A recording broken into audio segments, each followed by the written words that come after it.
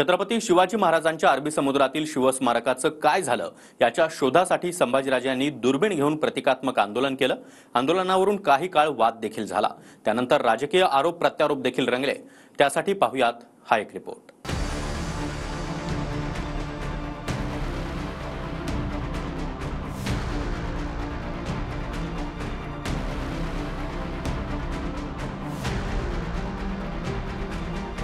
कुठलाही पंतप्रधान येतो त्यावेळी पूर्ण परमिशन्स असल्याशिवाय तुम्ही उद्घाटन करू शकत नाही। मग तुम्ही या 8 वर्षात काम का पूर्ण झालं नाही? काँग्रेस पक्षाचा अधिकृत प्रचार करणारे वकील छत्रपती शिवाजी महाराजांचं स्मारक होऊ नये म्हणून त्या ठिकाणी स्थगिती आणतात। संभाजीराजांना विरोध करण्याचे कारण नाही, खरं म्हणजे त्यांच्या बरोबर उदयनराजे भोसले नाही जायला पाहिजे। भाजपनं वायदा केलेल्या अरबी समुद्रातल्या शिवस्मारकाचं काय झालं याच्या शोधासाठी स्वराज्य पक्षाच्या संभाजीराजांनी प्रतिकात्मक आंदोलन केलंय। जलपूजन झालेल्या भागात बोटीनं प्रवास करून दुर्बिणीद्वारे शिवस्मारक शोधण्याचा प्रयत्न केलाय।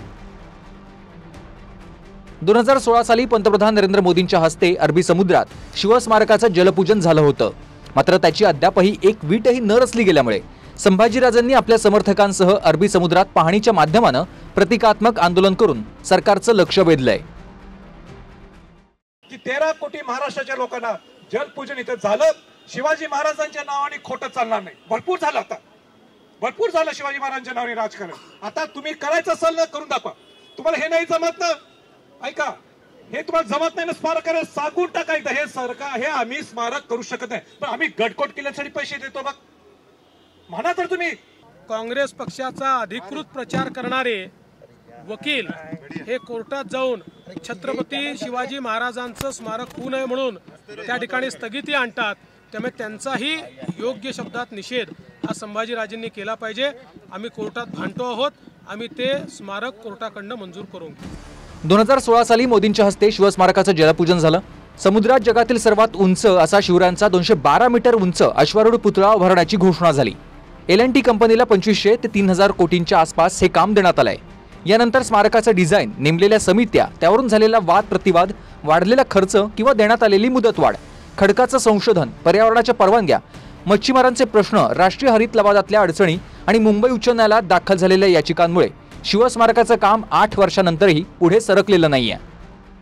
छत्रपती शिवाजी महाराजांचं स्मारक शोधण्याची जबाबदारी या देशातल्या 11 कोटी जनतेवर आहे आणि नरेंद्र मोदींच्या हस्ते त्या समुद्रातल्या स्मारकाचं पूजन झालं होतं। भारतीय जनता पक्षानं फार मोठा गाजावाजा केला होता की जगातलं सगळ्यात मोठं स्मारक आम्ही करू वगैरे।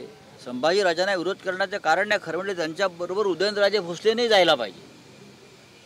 जे इथे शिवरायांचे वंशज या राज्यात आणि राज्याबाहेर आहेत त्या सगळ्यांनी यावं, आम्ही त्यांच्या पाठीमागे जाऊ। भावनेपोटी ते जे बोलत असतील, आता उदयनराजे आणि संभाजीराजे हे 2 वेगळे घटक आहेत।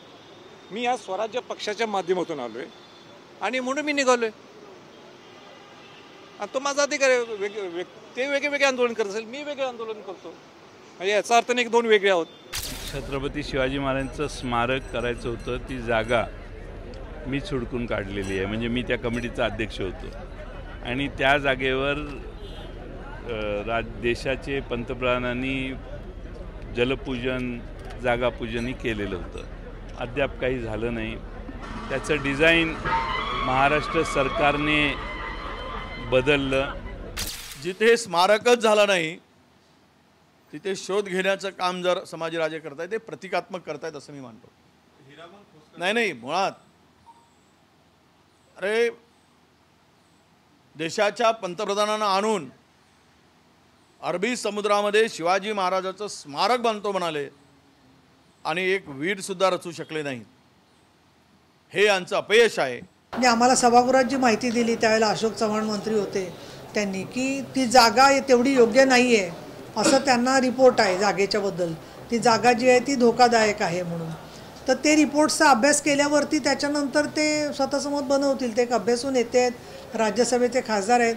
पण तुम्हाला आठवत असेल तर 2 बोटींनी आमचे सगळे आमदार जाणार होते, त्यातली एक बोट बुडता वाचली। बरेचसे लोक पोहून बाहेर आले। इकडे सुद्धा एकदा मेटे तर याच्यावरून खाली आले, आगीतून, मंत्रालयातल्या एकदा बोटीतून आले। तर थोडं माझं म्हणणं आहे की सुरक्षिततेच्या संदर्भात थोडंसं जास्त आपण रिपोर्ट काय ते समजून घेऊन निर्णय करावा।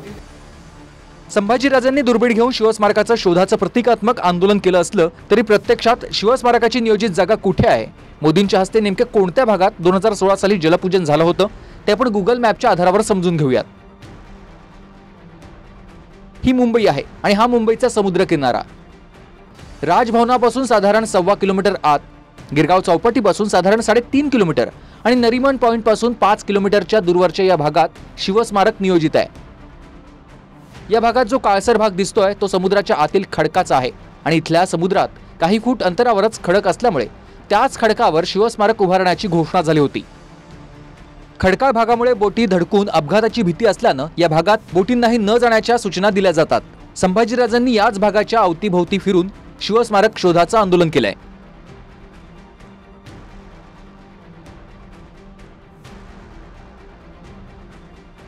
दरम्यान आंदोलनासाठी संभाजीराजे समर्थकांसह पुण्याहून मुंबईला दाखल झाल्यानंतर मुंबईत वादही झाले.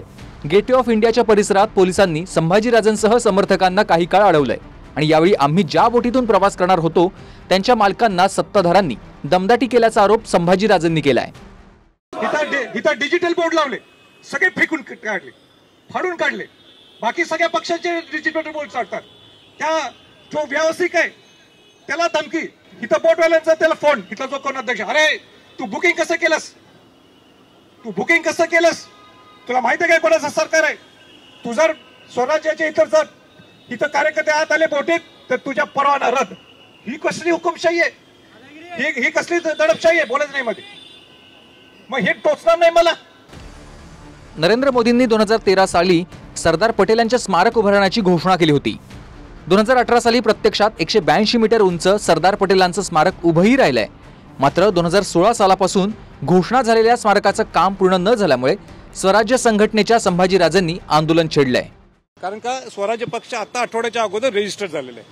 हा प्रश्न हा 2016 पासून 1-1.5 वर्षाच्या नंतर ज्यावेळी जलपूजन झाल्यानंतर मी वेळोवेळी उठवलेलं आहे. ज्यावेळी पंतप्रधान नरेंद्र मोदी येतात, कुठलाही पंतप्रधान येतो त्यावेळी पूर्ण परमिशन्स असल्याशिवाय तुम्ही उद्घाटन करू शकत नाही. मग ते उद्घाटन झालं, हे ठीक आहे, कौतुक आहे, आनंद आहे. पण मग तुम्ही ह्या 8 वर्षात काम का पूर्ण झालं नाही किंवा कामचं संपन्न का झालं नाही. अक्षय मणकणी, TV9 मराठी, मुंबई.